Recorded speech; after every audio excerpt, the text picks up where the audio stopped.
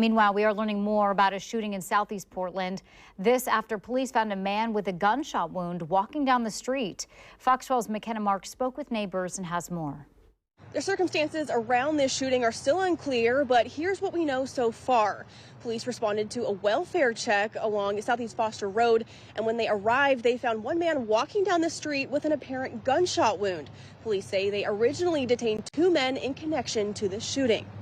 This all happened just after 11:20 Wednesday afternoon after someone called in a welfare check on an adult male who appeared to be bleeding as he was walking down the street along Southeast Foster and the I-205 interchange.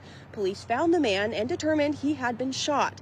According to police, the shooting likely happened outside of a house on Southeast 96th Avenue. Police say the 2 men inside the home were cooperative but were detained. However, one man has since been released without charges. I spoke to Joseph Johnson, who grew up in this neighborhood, and he says he was not surprised to hear about the shooting. People are always out here arguing, screaming at each other. It was bad at one point, it's getting better, but all of Portland's been bad, so it's not really surprising anybody who lives in Portland. Police say the shooting victim was taken to a nearby hospital, but at this time his condition is still unknown.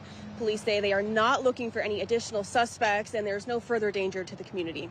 From Southeast Portland, McKenna Marks, Fox 12 Oregon.